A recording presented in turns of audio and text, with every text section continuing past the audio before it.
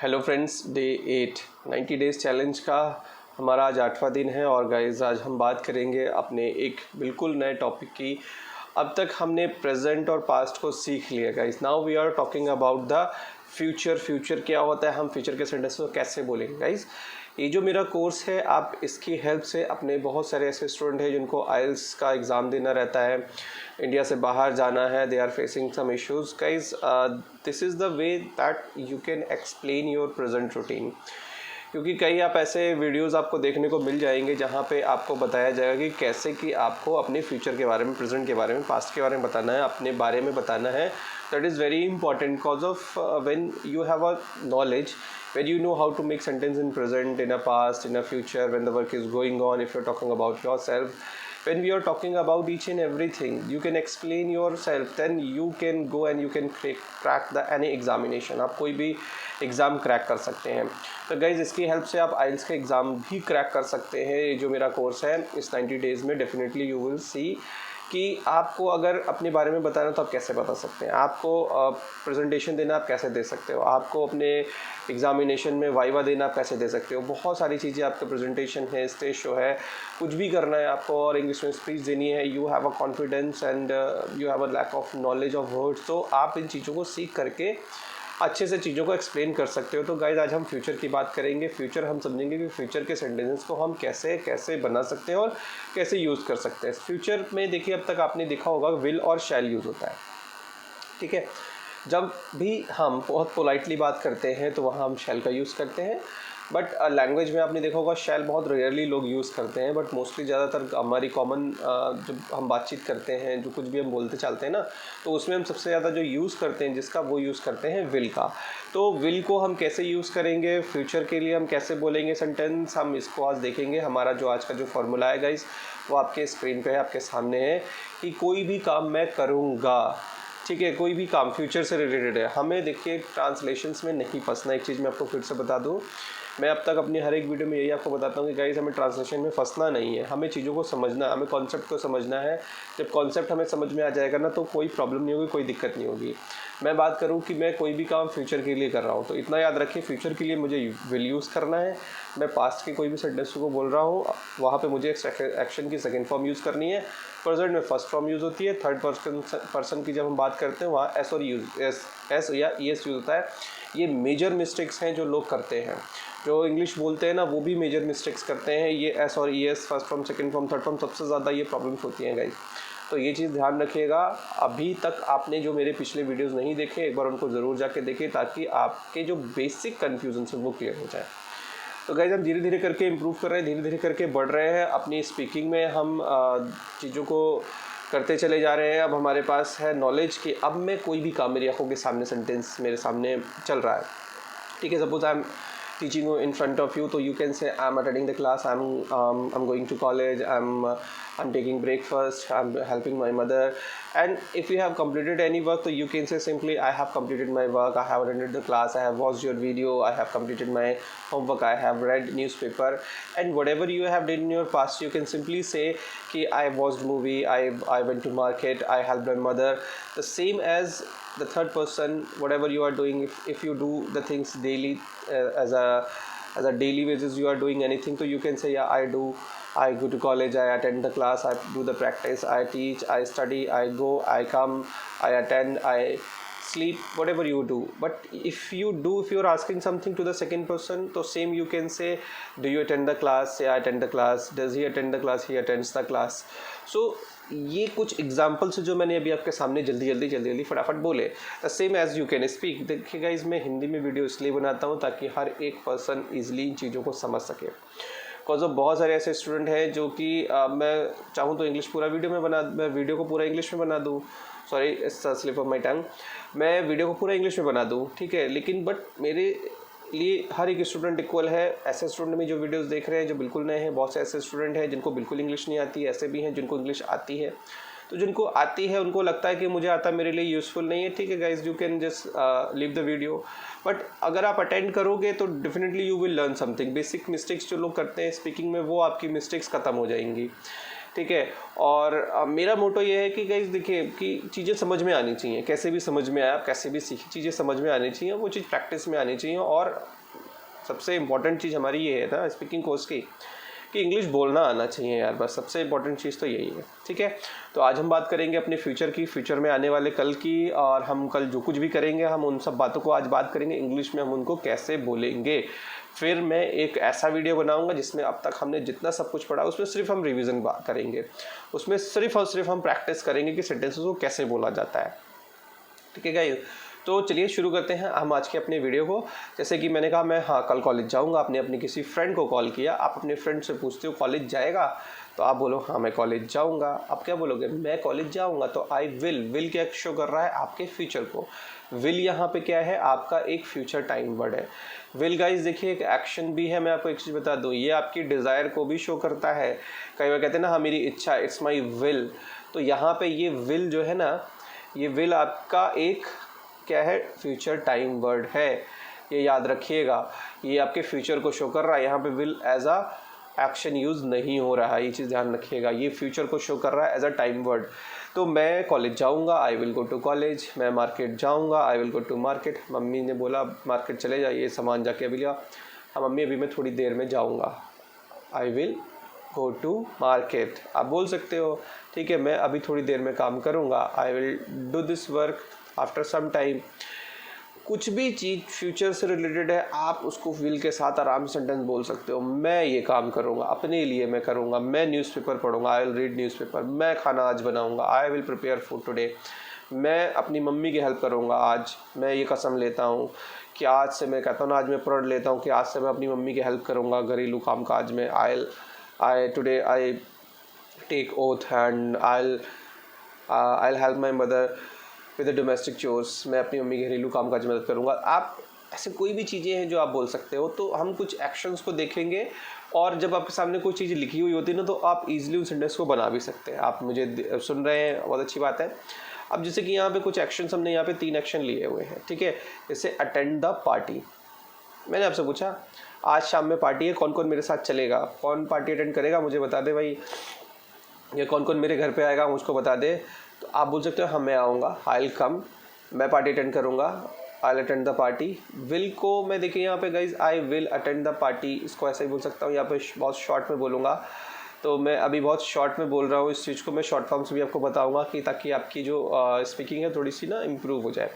अभी मैं सिर्फ बेसिक्स की बात कर रहा हूँ, इसके बाद एक क्लास और हम बात करेंगे, देन उसके बाद हम बेसिक हमारा कंप्लीट हो जाएगा।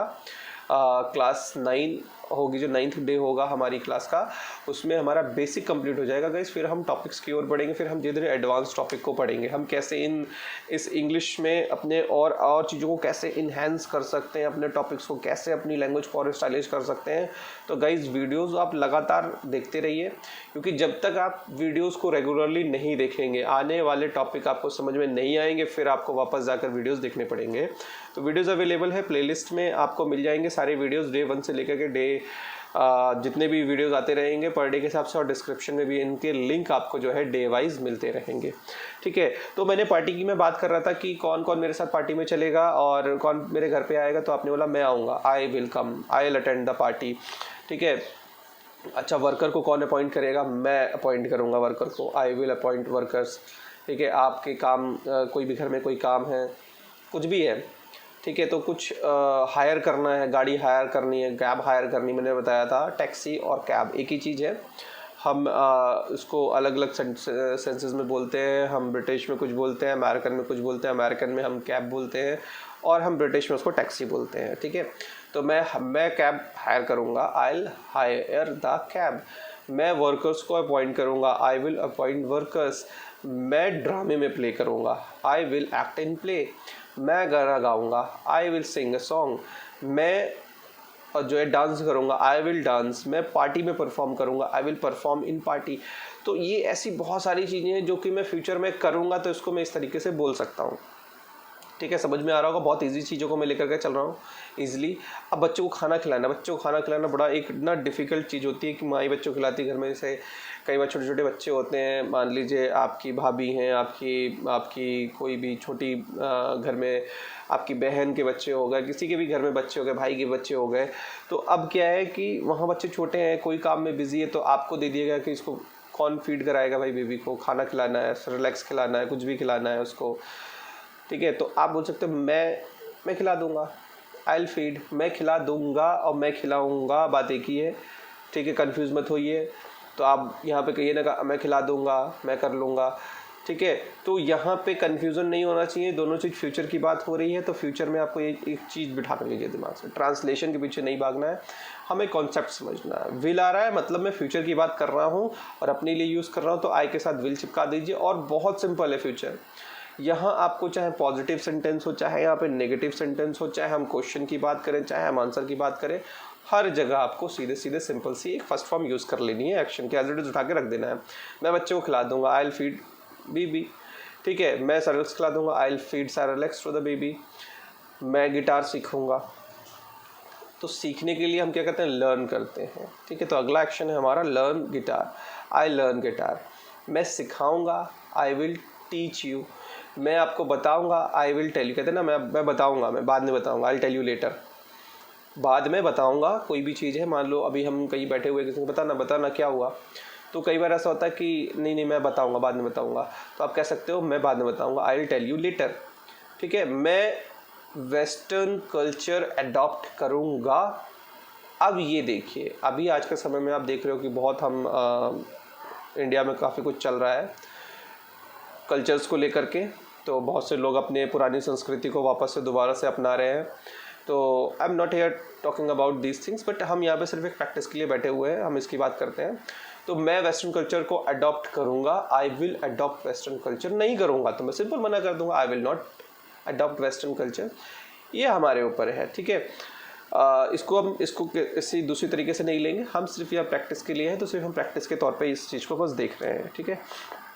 स्टील द शो, अब यहाँ पे ये वर्ड का मतलब क्या है गाइस, एकदम नया सा वर्ड है स्टील द शो, ये क्या होता है।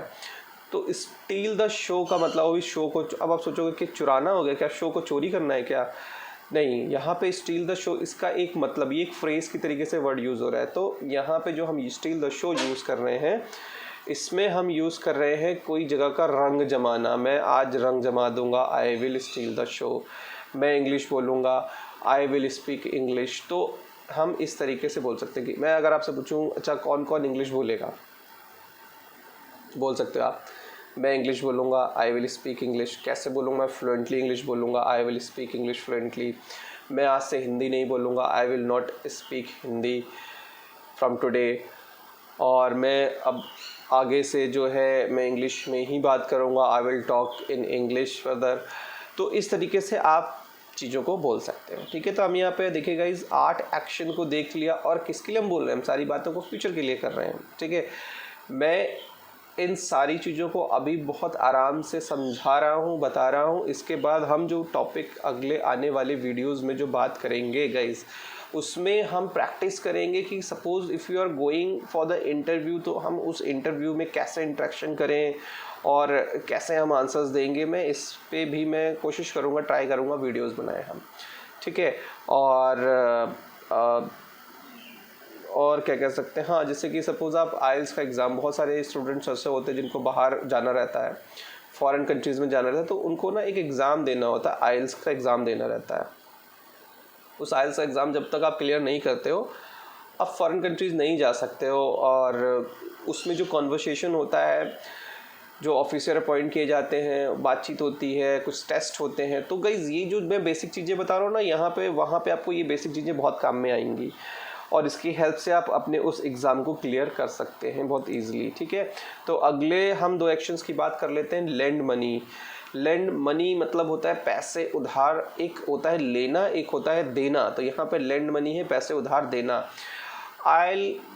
I will give you land money, मैं नहीं दूंगा, I will not give you land money, कि भाई मैं तुम्हें पैसे उधार जो है मैं नहीं दूंगा। बोरो मीन्स होता है लेना, लैंड मतलब होता है देना, क्योंकि भाई मैं तुमको पैसे उधार नहीं दूंगा, तुम मेरे पैसे लौटाते नहीं हो, तो बोल सकते हैं आई will not give you land money because you never return my money, तुम कभी पैसे नहीं लौटाते हो, ठीक है।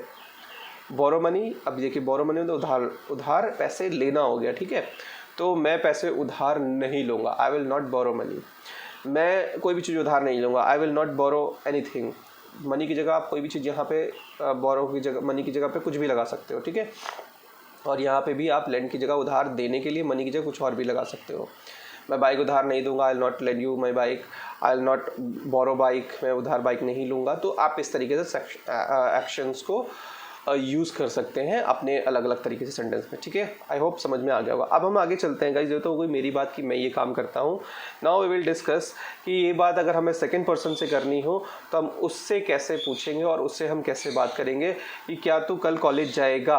अब क्या तू कॉलेज जाएगा, क्या आप कॉलेज जाओगे क्या, ये एक हिंदी के सेंटेंस हैं जो हम अलग अलग तरीके से यूज़ करते हैं और बोलते हैं, ठीक है। बट हमारा मतलब क्या है, मैंने अभी बताया यहाँ विल फ्यूचर के लिए यूज़ हो रहा है, ठीक है।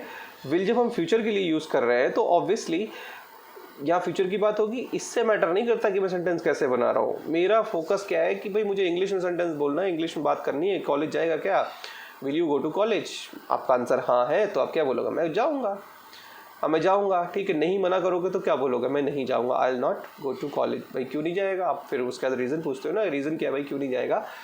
तो ऐसे हमारी बातें आगे बढ़ती जाती हैं और ऐसे हमारी स्पीकिंग जो धीरे धीरे करके हमें वर्ड्स आते हैं। अब आपके पास प्रेजेंट है, पास्ट है, फ्यूचर है। मैंने सारी चीज़ें आपको बता दी, क्लियर कर दी हैं। अब आपको प्रैक्टिस करनी है कि इसको कैसे आपको इम्प्रूव करना है। तो कोई काम आप करोगे, ये हो गई बात, हो गई कि मैं आपसे बात कर रहा हूँ। अच्छा चाय पियोगे क्या, आप मेरे यहाँ आए, मैं बैठे हुए, हम लोग बातचीत कर रहे हैं घर पे बैठ करके, मैंने आपसे चाय पियोगे, आपने बोला हाँ हम चाय पियेंगे। तो विल यू टेक टी, तो आपने बोला yes I will take tea. और उसमें से कोई एक ऐसा पर्सन भी है जिसको चाय नहीं पसंद है, वो मना कर देगा, मैं नहीं पीऊँगा, I will not take tea. तो अब आप किसी के घर जाते हो तो वहाँ भी इन चीज़ों को यूज़ कर सकते हो।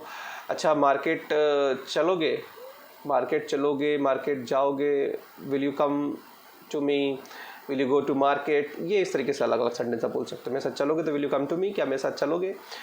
मार्केट जाओगे, will you go to market. अब आपका आंसर है yes I will come to you, I will go to market. ये दोनों मैंने क्वेश्चन किए, दोनों के मैंने आंसर बता दिए। नहीं आई विल नॉट कम या आई विल नॉट गो। जहाँ भी स्कूल, कॉलेज, टेम्पल, जहाँ कहीं भी आप जाते हो उसके लिए आप बोल सकते हो यहाँ पे मैं करूँगा या फिर मैं नहीं करूँगा। ऐसे बहुत सारे एक्शंस लेके हम प्रैक्टिस कर सकते हैं। नेक्स्ट बात होती है थर्ड पर्सन की। अब मेरी बात हो रही है, मेरे दोस्त से बात हो रही है, भाई तू कॉलेज जाएगा, उसने बोला हाँ मैं जाऊँगा। अच्छा आज क्या राहुल कॉलेज जाएगा क्या, will he go to college. तो वो जाएगा तो क्या लिखा जाएगा, सिंपल ही विल गो टू कॉलेज। नहीं जाएगा तो he will not go to college. तो सेम इसी तरीके से कोई भी काम, क्या वो चाय पिएगा। अब मान लो मैंने आपसे पूछा विल यू टेक टी, तो आपने बोला आई विल टेक टी। एक ने बोला I will not take tea, दो लोगों ने तो मना कर दिया। तीसरा पर्सन जो है वो फ़ोन पे बात कर रहा है, बाहर है, मुझे नहीं पता वो पिएगा कि नहीं पिएगा। तो मैंने आपसे पूछा विल यू टेक टी, वो चाय पिएगा क्या, या वो चाय लेगा क्या, लेगा पिएगा, बातें की है। भाई आप चाय लोगे तो उसको रख के थोड़ी ना रहोगे, पियोगे ही तो, सेंस को समझिए। तो यहाँ पे कहेगा विल ही टेक टी, तो आप उससे क्या बोलोगे, ही विल टेक टी। और आपको पता है कि वो चाय नहीं पीता है, नहीं पिएगा, तो आप मना कर दो नहीं वो चाय नहीं लेगा, he will not take tea. आप गए उससे, या तो पूछ के आए, आप उससे पूछोगे तो आप उससे भी यही चीज़ पूछोगे विल यू टेक टी, वो बोलेगा नहीं I will not take tea. तो आप मुझे आकर के बताओगे क्या, आपने मुझे यहाँ पे आके थर्ड पर्सन के बारे में बताया, he will not take tea. समझ में आ गया, क्लियर हो गया होगा आपको ये, ठीक है। तो guys now we are talking about the future. तो फ्यूचर में जब हमने अभी बात की सेकंड पर्सन से या फिर थर्ड पर्सन से, ठीक है, तो आंसर एक तो हमें यहाँ में मिला और एक तो हमें ना में मिला। लेकिन जब हम बात करते हैं सेकंड पर्सन से, थर्ड पर्सन से, या अपने बारे में भी जब हम बात करते हैं, तो ज़रूरी नहीं है कि हर बार आंसर हमारा जो है पॉजिटिव आए या नेगेटिव आए। फ्यूचर में जब हम बात करते हैं तो कुछ आंसर ऐसे भी होते हैं जहाँ पे हम बात करते हैं शायद की, ठीक है। जैसे कि आप कल कॉलेज जाना है, ठीक है, हम कॉलेज को ही लेते हैं, बहुत से जो स्टूडेंट कॉलेज गोअर्स हैं, या किसी पार्टी में जाना है, मैंने आपसे पूछा पार्टी में जाओगे क्या, तो आप वहाँ पे क्या आंसर देते हो, ठीक है, इसको अच्छे से एग्जांपल से समझेंगे हम। पार्टी में चलोगे या पार्टी में जाओगे, will you go in party?